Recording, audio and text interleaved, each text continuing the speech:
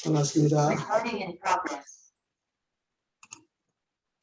네, 조금 새롭네요. 우리 두 모임이 이렇게 수요일 집회를 통해서 함께 말씀을 듣게 돼서 새롭고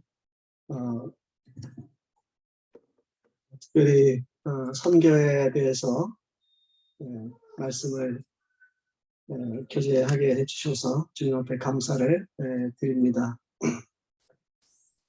특별히 이제 광주 동부교회는 선교에 관심이 많으시고 또 기도도 많이 하시고 이 선교에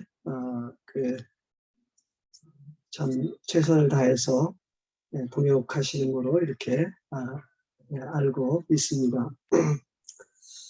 이 원장님께서 저보다 6개월 먼저 필리핀으로 선교를 가셨고 제가 후에 이제 6개월 후에 캄보디아로 선교를 갔습니다.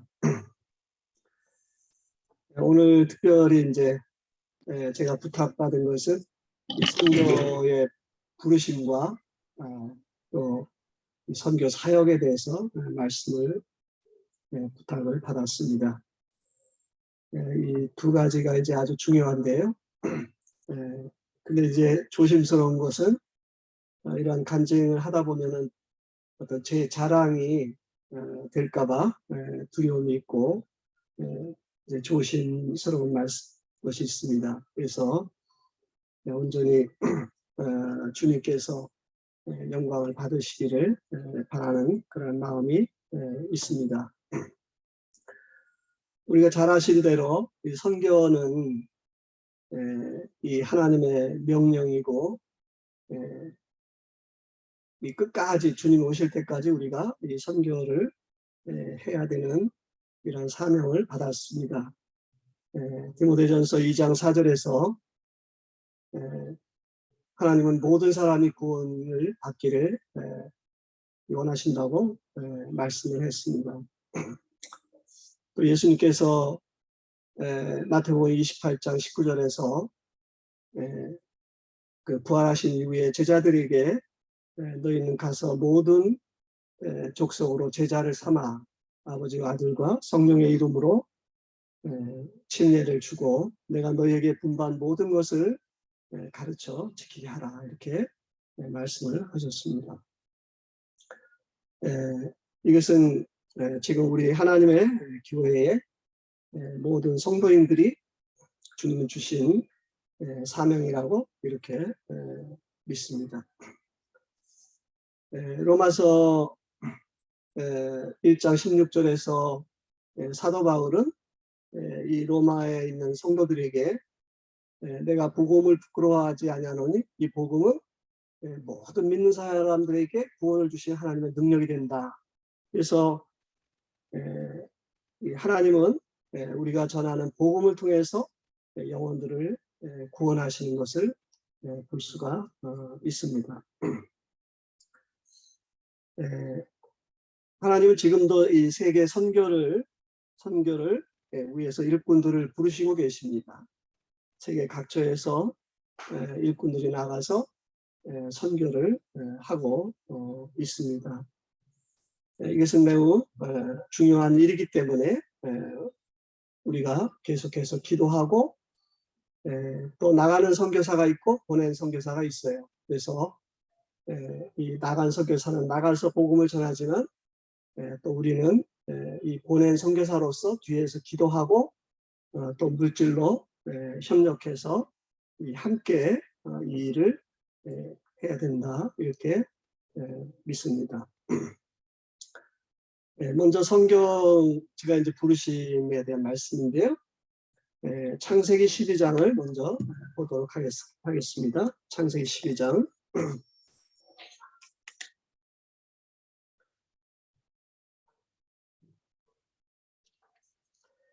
창세기 12장 1절부터 4절까지 제가 읽어드리겠습니다.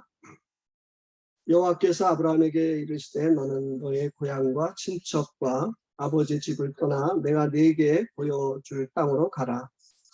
내가 너로 큰 민족을 이루고 네게 복을 주어 내 이름을 창대하게 하리니 너는 복이 될지라.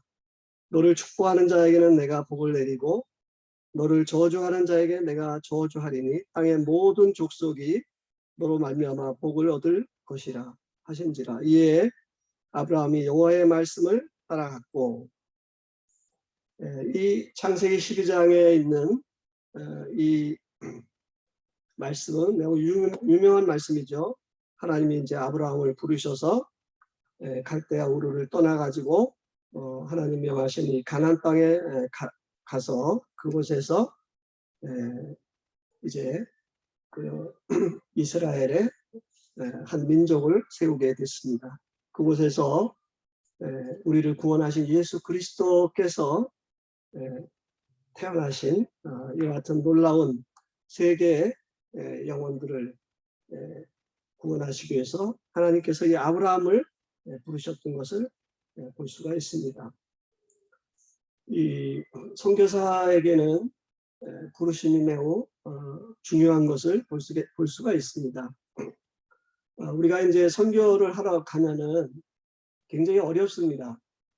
언어가 다르고 또 풍습이 다르고 종교가 다르고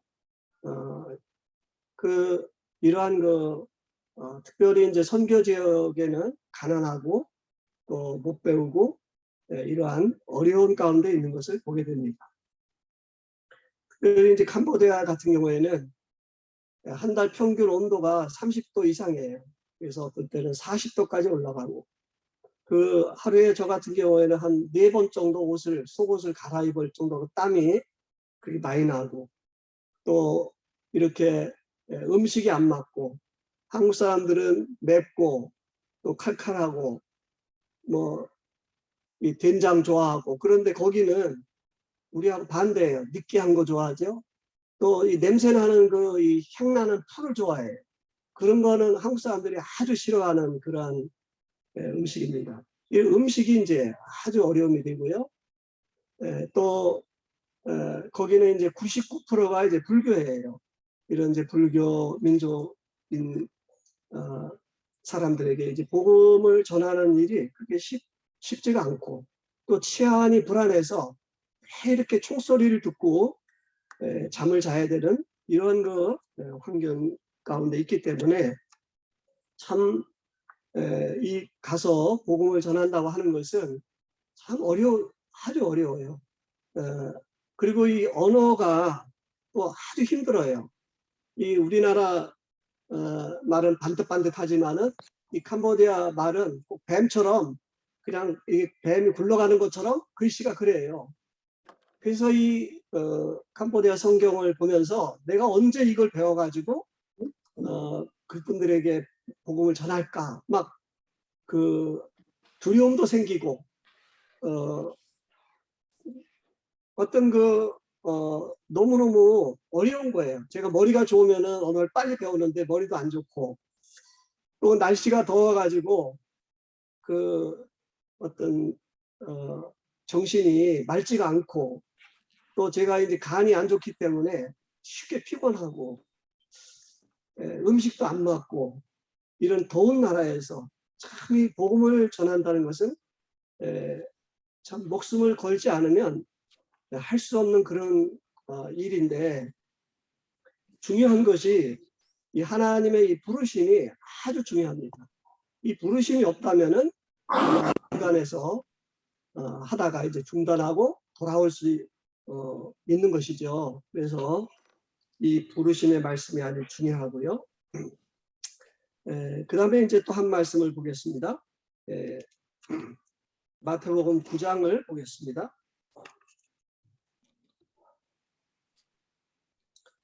마태복음 9장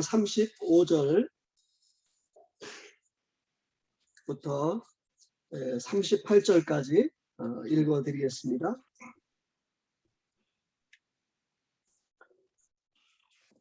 예수께서 모든 도시와 마을에 두루 다니사 그들의 해당에서 가르치시며 천국 복음을 전파하시며 모든 병과 모든 약한 것을 고치시니라.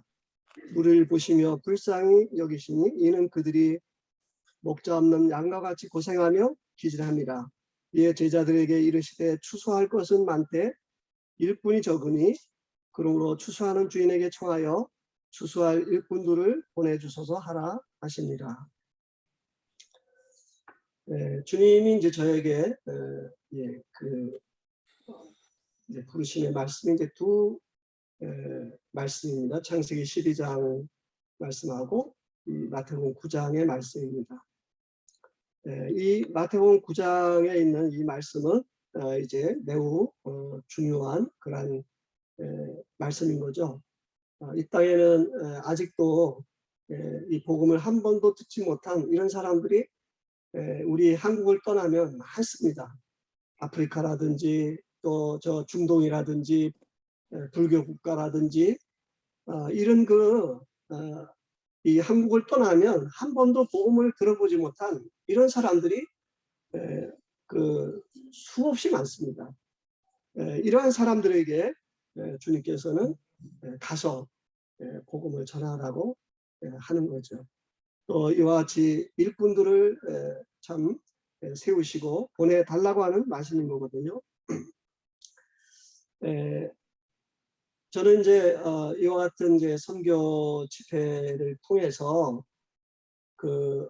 먼저 중요한 말씀을 제가 드리겠습니다. 그것은 뭐냐면은 하나님이 저를 이렇게 이제 선교사를 부르시는 계기가 있습니다. 제가 이 선교를 갈 만한 그런 사람이 아닌 거죠. 이 주님이 먼저 이 선교를 가기 전에 주님께서 저를 말씀을 주셨고 훈련을 시켜서 후에 거의 10년 후에 이 선교사로 이렇게 저희 부부를 부르셨습니다. 저는 71년도에 이제 구원을 받고 약 15년 동안 이제 주님의 몸된 교회에서 주님을 섬기며 살았습니다. 주일학교를 하면서 교회 이제 집사일을 하면서 이렇게 열심히 주님을 섬겼지만은 제 삶에는 열매가 없었어요.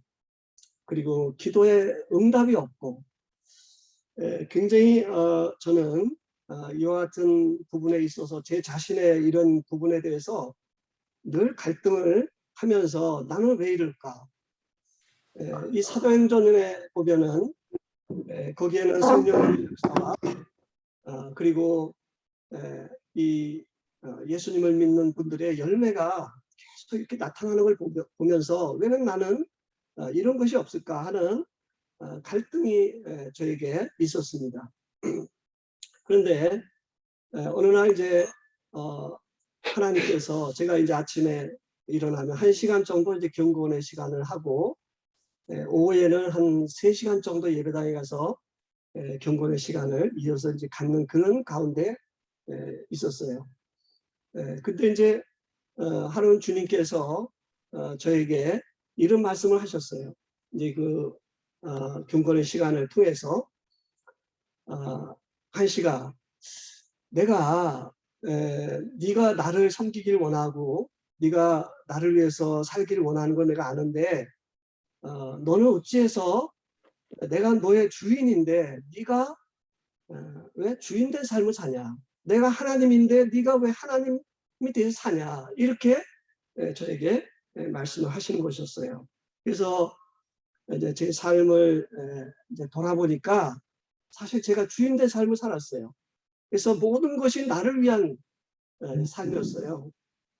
또 말씀도 제 중심으로 순종을 한다든지 또 순종을 안 한다든지 이런 삶을 제가 살게 됐어요. 그래서 참 주님께서 저에게 그 말씀을 주셨을 때 제가 무릎을 꿇고 눈물로 회개했습니다.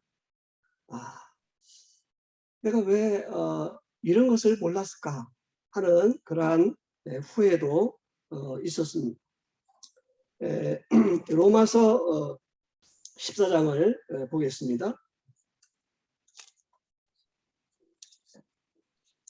로마서 14장 8절 8절과 9절을 읽겠습니다.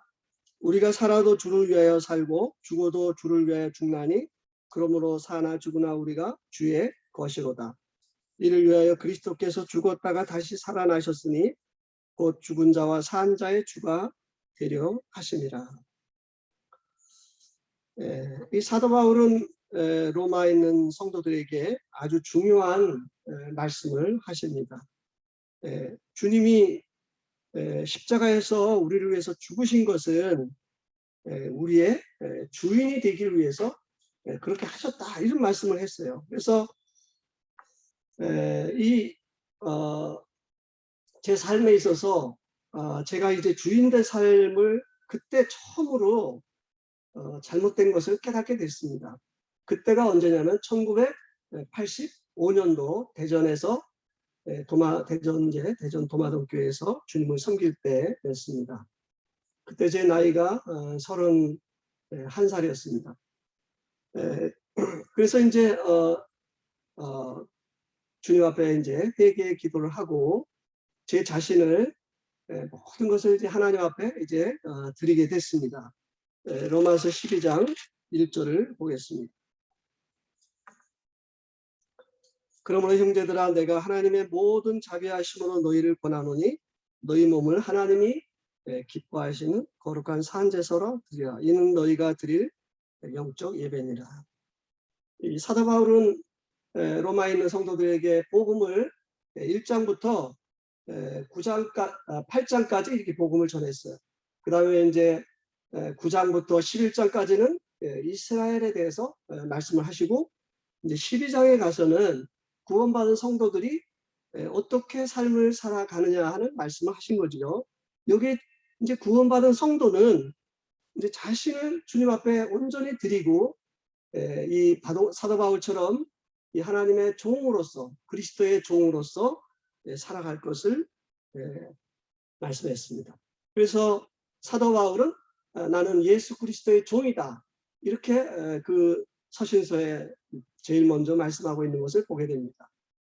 우리는 여러 가지 신분이 있어요. 자녀의 신분, 또 성도의 신분, 지체의 신분, 또 제사장의 신분, 여러 신분이 있는데 여기 신분 중에 또 하나님의 종이라고 하는 신분이 또 있는 것을 보게 됩니다. 그래서 그때부터 저는 제 자신을 드리고 주님을 저의 주인으로 모시고 종으로서, 청지기로서 삶을 살아가게 됐습니다. 그러는 가운데 이제 저는 이제 그 다음에 이제 저의 삶에 놀라운 이 새로운 변화가 일어났습니다. 그것은 뭐냐면 주님과의 교제 가운데서 이 성령님의 충만함을 경험하게 됐습니다. 또 성령님의 인도함을 받게 됐습니다. 이 주님과의 이 교제 가운데서 또한 성령님께서 이 말씀을 깨닫게 해주셨고, 또 성령님께서 제 삶을 인도하시게 됐습니다. 그 다음에 이제 네 번째로는 하나님의 말씀을 이제 순종하게 됐습니다. 이 전에는 제가 주인된 삶을 살 때는 제가 싫은 거는 순종하지 않았습니다. 아주 쉽고 할 수 있는 거. 그러나 그 이후로는 제가 싫더라도, 또 제가 할 수 없더라도 주님이 말씀하시면 이제 순종을 하게 됐습니다. 이것이 제 삶의 변화가 된 것이죠. 이 종은 노예라는 뜻인데, 노예는 자기가 결정할 권한이 하나도 없어요. 그 모든 것이 주인에게 있습니다. 이 노예는 100% 순종만이 있다 하는 것이죠. 그래서 그때부터 제 삶에 놀라운 변화가 일어나기 시작했습니다. 그것은 저희가 복음을 전할 때 놀랍게 영혼이 구원받는 역사가 있었어요. 그때 저희 교회에 한 이제 아가씨가 이제 교회를 나왔어요. 저는 아주 간단하게 그 아가씨에게 복음을 전했는데 이 아가씨가 눈물을 흘리면서 그때 구원받는 모습을 보았습니다. 그리고 계속해서 이렇게 성도들을 찾아가서 말씀을 전하면 그 눈물을 흘리면서 제가 전하는 말씀을 이렇게 듣는 것을 보았습니다. 또 제가 기도할 때 주님이 제 기도를 응답하시기를 시작했습니다. 정말 이 성령께서 또한 이 감동해서 이 말씀을 읽을 때 이 말씀이 깨달아지고 이 주님의 음성이 저에게 들려오게 됐습니다. 이제 그러는 가운데 주님이 저희 부부를 부르셔서 이 수부교회로 1986년도에 오게 됐습니다. 수부교회에서 약 6년 동안 이제 주님을 섬기게 됐는데요. 그때 수부교회에 와서 많은 영혼들이 구원의 역사가 일어나는 것을 보았습니다. 그 이후에 이제 주님이 저희 부부를 불러서 이제 모임이 없는, 교회가 없는 김천으로 이렇게 또 개척을 가도록 부르셔서 수부교회에는 다른 장로님들을 세우고 부탁을 하고 이제 모임이 없는 이 김천으로 가서 그곳에서 복음을 전하기 시작했습니다. 그곳에 갔을 때 그곳에는 딱 한소 형제님 그 처제 한 분이 있으셔서 이제 함께 모이게 됐습니다. 이제 그곳에서 약 3년 동안 있으면서 주님이 3년에 거의 한 25명 정도 모이는 모임이 되게 됐습니다. 주님이 제가 가는 곳마다 이 구원의 역사가 일어나게 됐던 것입니다. 우리가 이제 성경을 보게 되면 이 성경에 이 많은 인물들이 나옵니다. 사도 바울, 또 모세나 베드로나 또 다니엘이나 요셉이나 많은 인물들이 나오는데 제가 이렇게 볼 때 그 인물들은 모델이고 그 모델 속에 내가 들어가야 된다 하는 것입니다. 그래서 주님은 그 같은 말씀을 통해서 우리에게 주셨고 그 모델 속에 내가 들어가서 그 하나님의 종으로서 정말 하나님이 우리 가운데 역사하는 그러한 하나님의 종이 되어야 된다. 이렇게 분별을 하고 있게 됩니다. 이제 제가 이제 그 김천에 가서 교회를 개척을 하면서 약 3년을 이제 주님을 섬기면서 이제 한 번은 대구 대명동 교회에서 이제 겨울 캠프를 하는데 청년 캠프를 하는데 저를 이제 초청을 해서 세계를 품은 그리스도인이라고 하는 이런 주제로 3박 4일을 이제 캠프를 하게 됐는데 그때 제가 말씀을 준비하게 됐는데 이 세계를 품은 그리스도인이라고 하는 것은 선교에 대한 말씀을 전해달라고 하는 것이죠. 그 당시에 한국에서는 정식으로 우리 모임에서는 그 선교사를 정식으로 파송한 형제가 없었어요. 형제님이 없었어요. 그러니까 우리 한국 모임은 그 당시만 해도 이 선교에 대해서 관심을 갖지 않았습니다. 국내 선교에만 관심을 가졌습니다. 그래서 이 국내 선교의 일꾼들은 많이 일어났는데 어떤 그 선교사는 일어나지 않은 것을 보게 됐습니다. 그때 이미 이제 김선호 형제님이나 김상용 형제님이 이제 선교사로 나간 상태에 있었습니다. 그리고 이제 얼마 후에 이원재 형제님께서 이제 필리핀으로 가셨죠. 이제 제가 이제 그 대구 대명동 교회 그 겨울 캠프에 강사로서 말씀을 준비하면서 이 선교에 대한 말씀을 준비해야 되는데 제가 선교에 대해서 아는 바가 없어요. 그래서 이제 제가 이제 대전에서 오래 살았기 때문에 기독교 서점에 가서 이 선교에 대한 책을 있는 대로 다 구입을 해서 이 선교에 대한 자료를 이렇게 준비를 하게 됐습니다. 그랬는데 이게 이제 놀라운 사실을 충격이 되는 것을 이제 두 가지를 볼 수가 있어요. 첫째는 이 지구상에 60억이 사는데 복음을 한 번도 들어보지 못한 사람들이 수십억이 산다는 거예요. 그러니까 복음을 전해주는 사람이 없어서 지금도 수십억의 사람이 이렇게 구원받지 못하고 살아가고 있다 하는 것을 알게 됐습니다. 두 번째로는 우리가 그 당시에 교파는 구원받지 못한 사람들이라 이렇게 이제 말을 했는데 이 교파에서는 이미 수천 명이 선교사로 세계 각곳에 나가 있었어요. 이것이 저에게는 매우 충격된 그러한 사실이었습니다.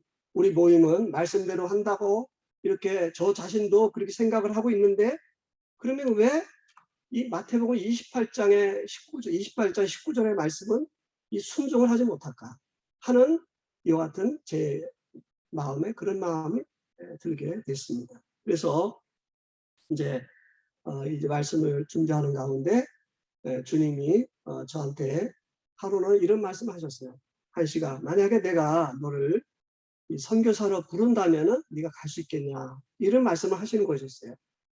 저는 선교에 대한 어떤 그 비전도 없었고 또 선교에 대한 이런 생각이 없었어요.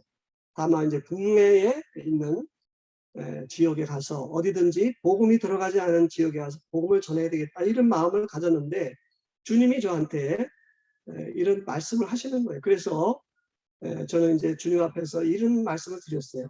제가 이제 김천에 이제 개척교회를 하고 있고 또 제가 선교에 대한 준비도 안 돼 있고 여러 가지 이제 그 환경이 그래서 지금 현재 상태로서는 제가 대답을 할 수 없지만 만약에 주님이 이 선교에 대한 선교사로 갈 수 있는 환경을 주신다면은 제가 순종을 하겠습니다.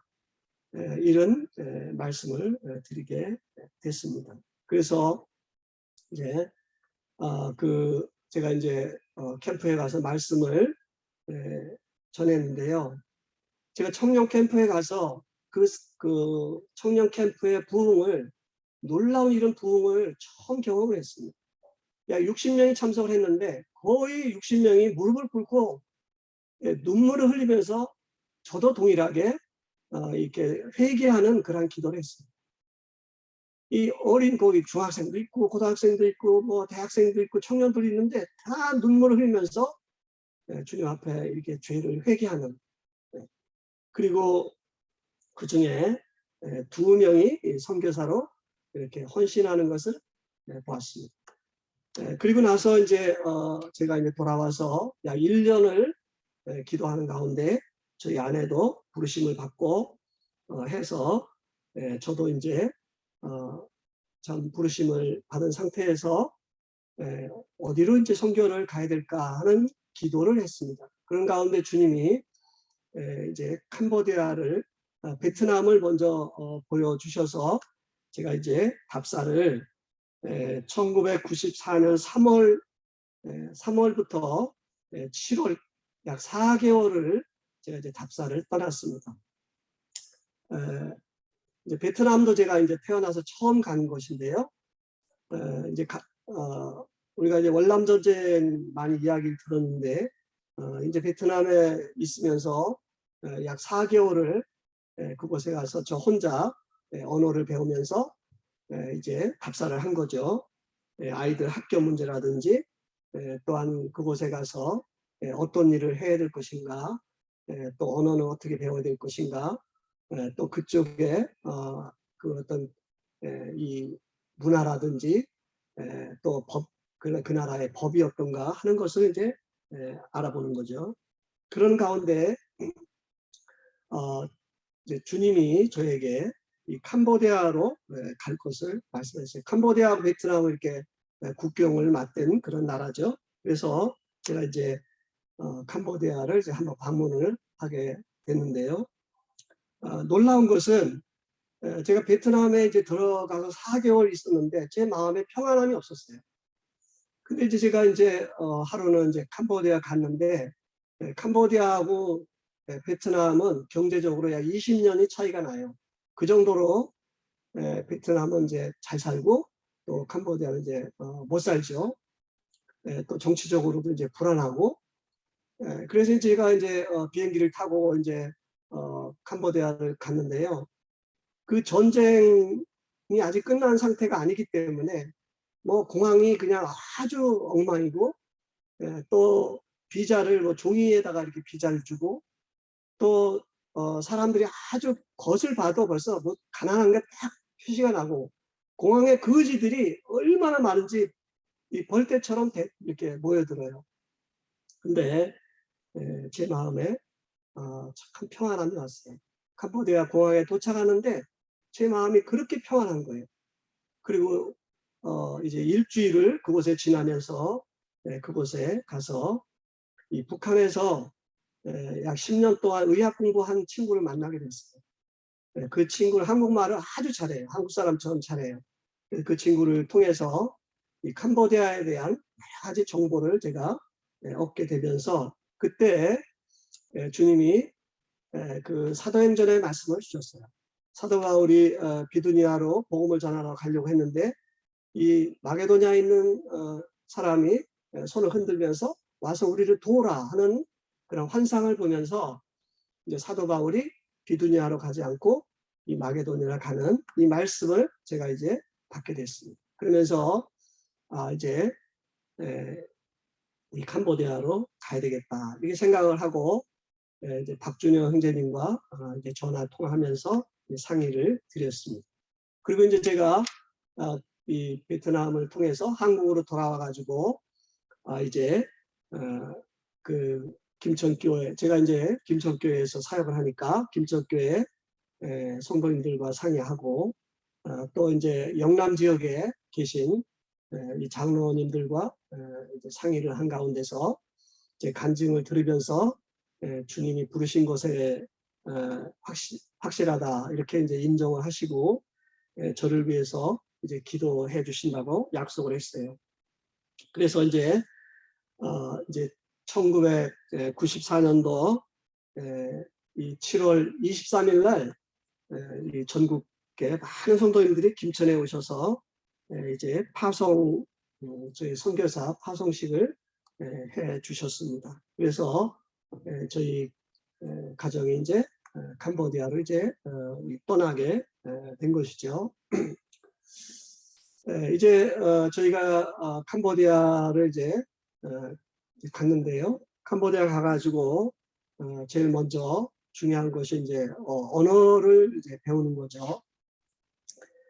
언어를 이제 배우지 않는다면은 이제 참 그들에게 복음을 전할 수가 없죠. 그래서 이 선교사는 선교지에 가면은 거의 이제 3년 동안은 다른 일을 하지 않고 이 언어를 배워야 된다 하는 그러한 이 선교사의 그 법칙이 있습니다.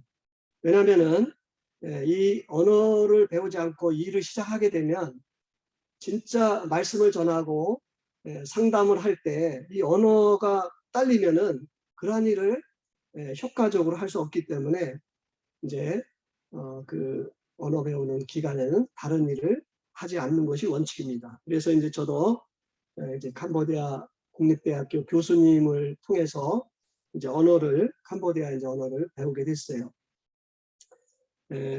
저는 이제 캄보디아 가서 이 고아 사역에 관심이 있었지만은 주님은 저의 그 선교 사역을 이 고아 사역으로 인도하지 않으시고 청년 이 대학생들을 상대로 해서 이제 복음을 전하는 길로 이렇게 인도를 하셨어요.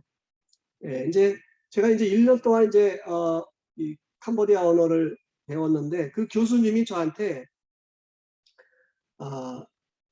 자기 보고 한국어를 가르쳐 달래요. 그래서 저는 이제 그분에게 복음을 전하기 위해서 이제 그럼 그렇게 내가 한국어를 가르쳐 줄 테니까 10명을 모아라. 그래가지고 이 교수님이 이제 10명을 모았습니다. 그래서 이제 오전에는 제가 캄보디아어를 배우고 저녁에는 제가 이제 캄보디아 사람들에게 한국어를 가르치기를 시작을 했습니다. 그런데 이 소식이 캄보디아 이제 프놈펜에 이제 쫙 퍼지게 됐어요. 저기 한국 사람이 지금 한국어를 무료로 가르쳐 준대 해가지고 저희 집으로 이제 많은 사람들이 몰려왔어요. 그래서 저희 집에서 약 30명이 이제 한국어를 배우게 됐는데요. 그러니까 그 당시에 이제 캄보디아는 저희 나라하고 이제 수교를 맺지 않은 상태고 북한하고만 맺은 상태라 우리 대사관이 없어요. 그리고 이제 치안이 아주 참 불안해요. 집집마다 총을 가지고 있고 또 밤마다 이제 총소리가 나고 집집마다 보통 총을 한 3개씩 정도는 가지고 있어요. 뭐 권총, 또 막 그 큰 긴 총, 뭐 이래가지고 그래서 저도 막 불안해가지고 총을 살라고 총 파는 시장도 이제 갔었어요. 근데 저희 자매가 여기 사람 죽이러 왔냐고 그래가지고 제가 이제 저희 자매 말 듣고 다시 이제 다 흥정을 했어요. 총도 보고 권총도 보고 가격이 얼마냐 이렇게 이제 하는데 저희 자매가 반대해서 이제 집으로 돌아왔습니다. 그렇게 이제 이 치안이 이제 불안한 이제 그런 상태에 있고, 그러니까 이제 경찰들이 저희 집에 자꾸 찾아오는 거예요. 이 사람이 이제 남한 사람인데 여기 뭐 하러 왔는지, 이 사람이 왜 한국어를 가르치는지, 경찰이 자꾸 저희 집에 막 30여 명이 들어가려 하니까 또 뭐 신고가 들어갔겠죠. 그러니까 조사가 나와요. 그래서 참 불안한 거죠. 우리를 보호해줄 어딘 기관이 없어요. 그래서 이제 기도를 하는 가운데 있었어요. 그래서 어느 날 이제 그때 이제 한국 사람이 한 15명이 이제 선교사가 3명이고 또 그 외 사업하는 분들이 한 12명, 이래 한 15명이 이제 캄보디아에 이제 살면서 같이 이제 연락을 주고받고 또 자주 모이고 이러는 거예요. 만약에 대비해서 이제 우리가 한국 사람이 같이 모여서 이제 연락을 주고받고 하는 거죠. 그런데 이 호텔을 하는 한 사장님이 그 자기 그 경호원에게 총에 맞아서 새벽 1시에 총에 맞아서 죽었습니다. 이 소식이 이제 들려온 거예요. 그래서 이제 가니까 그 호텔 로비에서 그 피가 그냥 흐른 가운데 이 총에 맞아 이제 죽어서 쓰러져 있는 거예요. 저는 그래도 이제 이렇게 캄보디아 말을 배웠기 때문에 어느 정도 이제 하니까 이제 주성을 해서 한국 사람들이 모여서 이제 저는 이제 참 제 형제가 죽은 것처럼 장례를 이렇게 최선을 다해서 장례를 치렀습니다. 치르고 이제 우리 한국 사람들이 모여서 같이 이제 밥을 먹게 됐어요. 그런데 제 앞에 있는 그 식사를 하는 한 분이 있는데 그분이 저한테 물어요. 여기 와서 뭐 하냐고. 저는 선교사인데 지금 한국어를 가르치고 있다고. 이제 기술학교를 허가를 받아야 되는데 허가를 못 받고 있다고. 그러니까 이분이 저한테 명함을 주면서 저희 자기 사무실을 찾아오라고. 나중에 알아보니까 이분이 이제 미국에서 공부하고 유학을 하고 이제 캄보디아에 이제 돈 벌러 오신 분인데 이분이 뭘 하냐면 금강을 해요.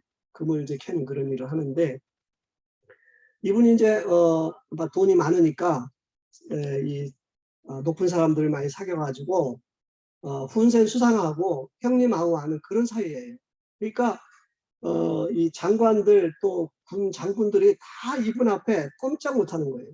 그러니까 그래가지고 이제 이분을 이제 가까이 하면서 이분의 이제 도움을 받고 제가 이제 캄보디아에서 기술학교 허가를 받게 됐어요. 그리고 NGO를 허가받았고 또 캄보디아 전역에 교회를 개척할 수 있는 그런 교회 허가를 받게 됐어요. 그래가지고 캄보디아에서 이제 기술학교 오픈식을 하는데 문교부 장관, 차관 그리고 뭐 외무부에서 뭐 높은 사람들이 오고 또 군인, 경찰 이 하나의 두 겹으로 이렇게 그 저희 학교를 이렇게 감싸면서 이 장차관을 이제 경호를 하는 거예요. 그리고 이제 방송국에서 이제 국영방송 우리나라로 말하면 이제 KBS죠. 국영방송에서 이제 그 저희 학교 오픈식을 다 이제 비디오를 이렇게 촬영을 해가지고 그날 9시에 저녁 밤 9시에 뉴스데스크에 저희 학교 오픈식이 이제 방영이 됐어요. 그러면서 캄보디아 전역에 한국 사람이 이렇게 캄보디아에 와서 좋은 일을 한다 하는 것이 알려지게 되었습니다. 이렇게 하면서 이제 저희 학교에 이제 가나안 기술학교에서는 영어, 또 봉제, 컴퓨터, 이제 한국어 이런 것을 가르치면서 한 학생들이 한 130명이 이제 모여서 이제 공부를 무료로 가르쳐주면서 주일날에는 저희가 이 성경을 그들에게 이제 가르쳤습니다. 제가 캄보디아 한 지 약 3년이 됐는데요. 참 그분들에게 옷도 나눠주고 약도 주고 또 무료로 이렇게 참 이렇게 주면서 또 주일날은 성경을 가르치고 이런데 이분들이 이제 가만히 앉아서 이제 듣긴 듣는데 말씀을 받아들이질 않는 거예요. 그냥 왜냐하면 거기 와서 그 성경을 공부를 해야지 저희 학교에서 공부를 할 수 있거든요. 거기 안 오면은 그냥 퇴학시키거든요. 그러니까 공부를 하기 위해서 이제 거기 있는데 말씀을 듣지를 않는 거예요. 그러니까 제가 조금 성격이 좀 급한데요. 3년 동안 한 명도 구원받은 역사가 없는 거예요. 그러니까 참 마음이 막 타들어가는 거죠. 야, 어떻게 해야 이 캄보디아 이 사람들에게 복음을 전해서 이분들이 구원을 받을까? 정말 그때 그 날씨는 덥죠. 음식은 안 맞죠. 이 영혼들이 관심은 없죠. 밤에요. 잠이 안 와요. 너무너무 힘든 거예요. 정말 제가 이 주님이 부르시지 않았다면은 저는 아마 한국으로 다시 돌아갔을 거예요. 그 너무너무 힘든 그런 시간을 보내게 됐어요. 한 번은 제가 이제 화장실에 가서 눈물로 주님 앞에 주님 어떻게 하면은 이 영혼들이 구원을 받습니까? 그러니까 주님이 이제 저한테 뭐라고 하시냐면은 한시가 제발 설치지 마라. 네가 설치니까 내가 예? 아무것도 못하지 않냐. 그러시는 거예요. 제가 참 많이 설쳤어요. 그들 구원하려고 그냥 이렇게도 해보고 저렇게도 해보고 사랑도 베풀어보고 뭐 할 수 있는 거는 어떤 때는 뭐 장학금도 줘가지고 이렇게 해보고 하는데 전혀 변화가 없는 거예요. 주님이 저한테 널 가만히 있어라 그런 말씀하시는 거예요. 그래서 이제 주님 그러면은 주님 하십시오. 저는 가만히 있겠습니다. 해가지고 그때부터 저는 이제 좀 가만히 있으면서 주님 앞에 이제 기도를 하면서 주님이 어떻게 역사하시는지를 보았습니다. 그런 가운데 캄보디아에 이제 전쟁이 일어났어요. 전쟁이 일어나니까 사람들이 이제 막 이제 피난을 가고 그랬어요. 근데 이제 그때 마침 약 5일 전에 저희 장모님하고 최영이 이 캄보디아를 이제 오신 거예요. 근데 이제 전쟁이 나니까는 이분들이 이제 돌아갈 수가 없잖아요. 공항이 다 폐쇄되니까. 그래가지고 제가 이제 저희 장모님하고 저희 처형을 모시고 저 이제 베트남으로 국경을 해가지고 이제 베트남에서 이제 모셔다 드리고 저는 다시 이제 돌아왔어요. 이제 주님 앞에 이제 기도를 했죠. 저희가 어떻게 하면 좋겠습니까? 그러니까 주님이 그냥 있어라 그런 말씀을 하시더라고요. 그래서 저희가 이제 집에 그냥 있는데 놀랍게 주님이 저희 집을 보호하셨어요. 저희 집의 옆집이 이 군 투스타가 살고 있었어요. 투스타가요. 이분이 이제 그 군 법원의 법원장이에요. 그래서 이제 이분이 이분 부하들이 총을 막 완전 군장하면서 저희 집까지 다 보호를 해주는 거예요. 그래서 참 주님이 하시는 게 참 놀랍다 하는 것을 보면서 이제 다행히 훈센 수상 그 당이 이제 승리를 해가지고 정권을 잡게 됐습니다. 이제 그 이후에 저는 이제 계속 기도를 하는 거죠. 그런데 어느 날 이렇게 보니까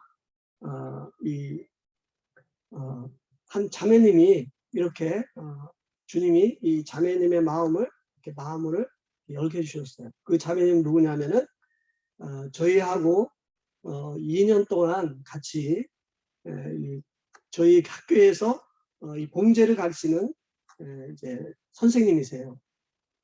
이분이 이제 저희를 가까이서 지켜봤잖아요. 그러니까 전쟁을 나가고 도망도 안 가고 그냥 거기서 계속 그 학교를 운영하고 이렇게 이제 하니까 이분이 이제 저분들은 참 진실한 분이구나. 저분이 말하는 건 사실이구나 하는 해서 이 재범 교사가 이제 구원을 받게 됐어요. 그리고 이제 그 딸이 이제 구원을 받고 그러면서 이제 이 재범 교사 안에 학생이 있어요. 이제 시나 자매라고 이 자매가 이제 구원을 받게 됐습니다. 그러면서 이제 주님이 제 마음 가운데 캄보디아에 이제 교회를 세우는구나 하는 것을 주님이 이렇게 그런 그 마음을 주셨어요. 그래서 학교는 학교지 학교가 교회는 아니거든요. 그러니까 이제 학교에서 가까운데 2층 건물을 세를 얻어서 거기서 이제 예배당을 사용하면서 거기에 이제 의자도 갖다 놓고 또 강대상도 놓고 또 마이크도 설치하고 또 이렇게 이제 피아노도 하고 이러면서 이제 교회에 이제 학생들한테 이제 주일날은 교회로 와라 이래가지고 이제 교회에서 예배를 드리고 복음을 전하기 시작했습니다. 근데 제가 이제 그때만 해도 언어가 조금 딸렸어요. 그래서 제 딸한테 이제 유미자매한테 야 내가 이 언어가 딸리니까 네가 한번 통역을 한번 해보면 좋겠다. 그래가지고 저는 이제 한국말로 복음을 전하고 이제 유미가 통역을 이제 하는 거예요. 저희 딸은 이제 현재 학교에서 공부를 했기 때문에 캄보디아 사람처럼 말을 잘해요. 그래서 제가 말씀을 전하면 한 30% 이분들이 이해를 하는데 제 딸이 이제 통역을 하니까 거의 90%를 제가 전하는 복음을 이해를 하는 거예요. 그러면서 그때 이제 또 구원의 역사가 이렇게 일어나게 됐습니다. 그러면서 이제 캄보디아에 이제 영혼들이 더해지게 됐습니다. 그리고 이제 그 침례식을 하게 됐고 그 이후에 이제 그 2000년도 제가 이제 저희가 캄보디아 간 지 6년 만에 그 한 형제님이 자기 고향에 가서 복음을 전하겠대요. 그래가지고 그 형제님이 이제 꾸엉 써먼 형제님이신데 그 형제님이 이제 자기 고향으로 이제 가셨어요. 고향에 가가지고 자기 집에서 이렇게 이제 복음을 전하는 거예요. 그러니까 이 형제님이 교사 출신이기 때문에 그 마을에서는 유지세요. 그래서 이제 캄보디아 사람들은 거의 외국 사람들이 복음을 전하면 잘 듣지 않아요. 근데 이제 이 형제님이 자기 자녀들에게 복음을 전하면서 자녀들이 구원을 받는 거예요. 그리고 이제 그 며느리들이 이제 구원을 받고 또 사돈이 구원받고 동서가 구원을 받으면서 그곳에서 이제 구원의 역사가 일어나는 거예요. 그래서 이제 거기는 이제 이 프놈펜에서 아주 멀어요. 거의 한 이제 5시간을 이제 차를 타고 가야 됩니다. 거기를 한번 가려면은 이제 3시간을 이제 그 차를 타고 가고 거기서 오토바이를 차가 다닐 수가 없어요. 2시간 동안은. 오토바이를 타고 이제 2시간을 거기 가면요. 허리가 그냥 막 끊어질 정도로 아파요. 막 말 타는 것처럼 막 퐁퐁퐁 뛰면서 2시간을 가는데 가다가 또 이렇게 누워서 쉬고 또 가다가 누워서 쉬고 이러면서 가는 거예요. 가는데 식당도 없고 화장실도 없고 이제 거기를 다 갔는데 화장실이 어디냐 그러니까 웃으면서 다 화장실이래요. 그러니까 화장실이 없어요. 그러니까 그래서 이제 나중에는 저를 위해서 화장실을 하나 지어줬어요. 그 이제 가끔 가면은 화장실에 뭐가 있어야 되는데 아무것도 없어요. 이분들은 다 화장실이에요. 전부 다 어디 가나. 또 목욕을 이제 얼마나 더워요. 막 땀이 줄줄 흘리고 막 그런 먼지가 그냥 이제 그런데 목욕을 했는데 목욕을 할 곳이 없어요. 그러면 이제 그 강이 있는데 강에 가면은 막 더러운 막 똥이 흘러오고 그리고 거기 가서 이제 나보고 목욕을 하라는 거예요. 그래도 목욕을 해야 되니까 거기 하는 거예요 이제. 그런 가운데 그곳에서 이 교회가 이제 부흥하고 영혼들이 구원받기 시작했는데요. 이제 막 불교 국가에서 교회가 생기니까요. 그 당시에는 이 동네 유지가 누구냐면 그 마을에 마을마다 절이 있어요. 그 마을의 스님이 주지 스님이 그 유지예요. 그러니까는 이 주지 스님이 이제 군청에다가 이야기를 해가지고 못 모이게 하라고 품바지에게 못 모이게 하라. 그래가지고 이제 그 군청에서 이제 나온 거죠. 모이지 말라고.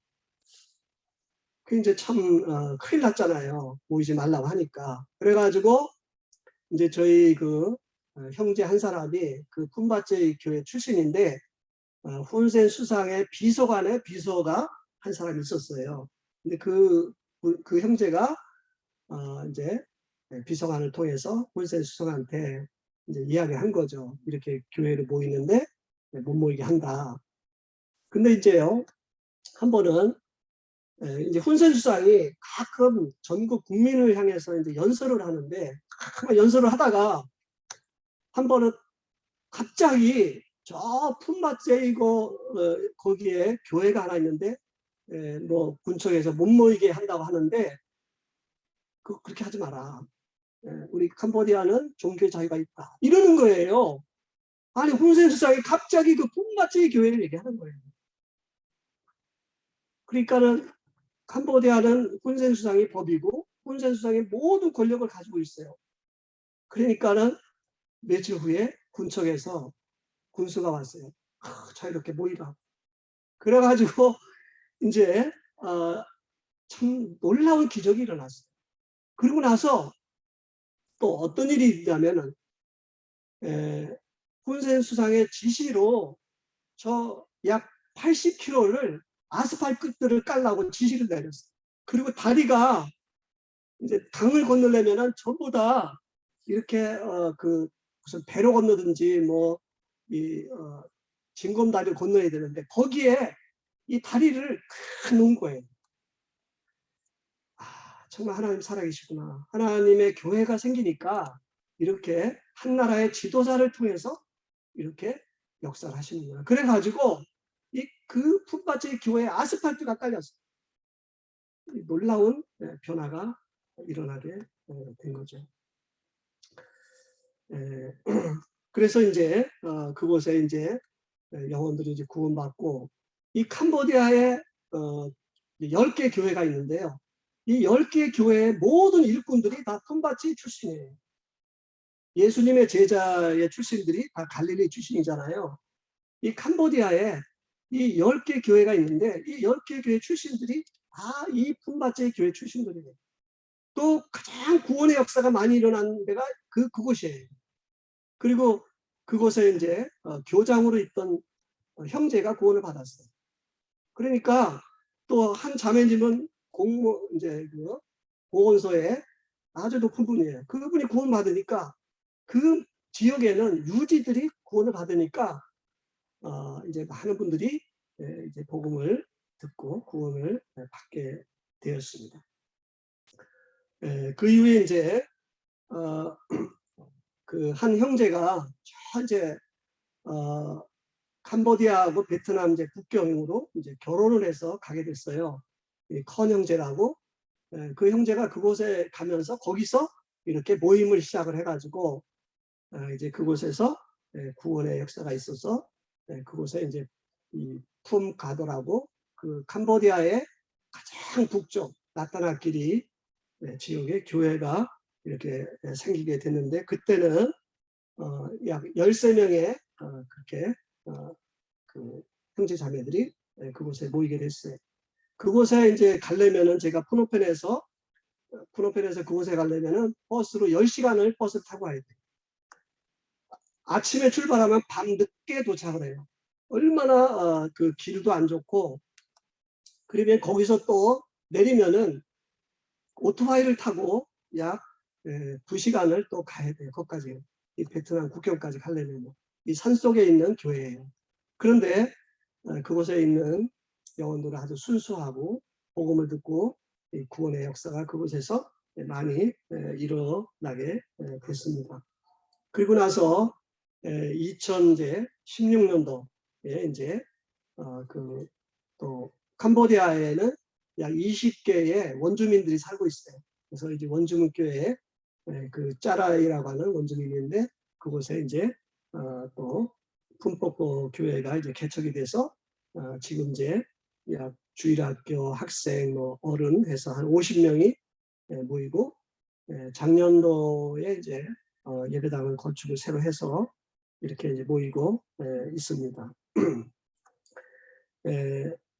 그 캄보디아에는 이제 제가 섬기고 있는 교회는 6개 지역 교회가 있습니다. 또 다 이제 일꾼들이 세워졌고 제가 이제 1년에 한 번이나 또 이렇게 한두 번 가서 말씀을 전하고 이렇게 오고 있습니다. 이제 정리를 하도록 하겠습니다.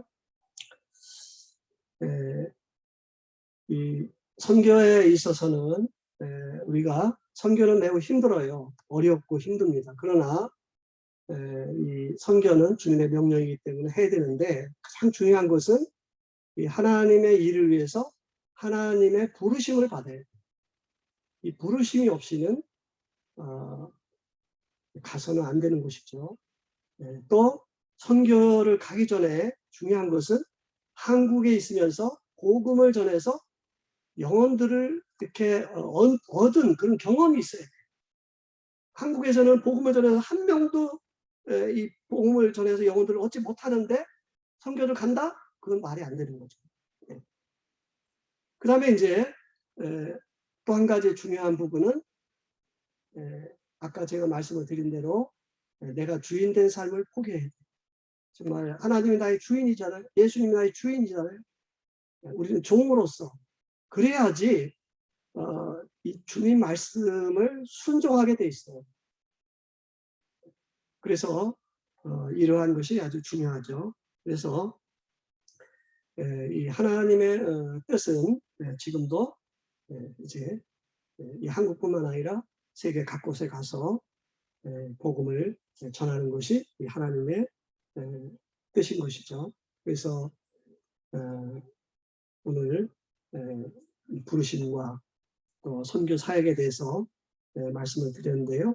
제가 캄보디아에 25년을 선교를 했습니다. 25년 선교한 거를 1시간에 다 얘기하기 어렵죠. 아주 간단한 중요한 부분만 말씀을 드렸습니다.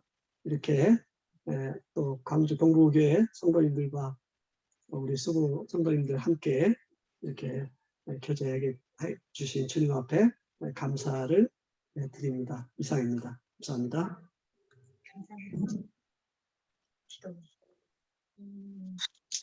네, 말씀 잘 들었습니다. 네, 감사합니다.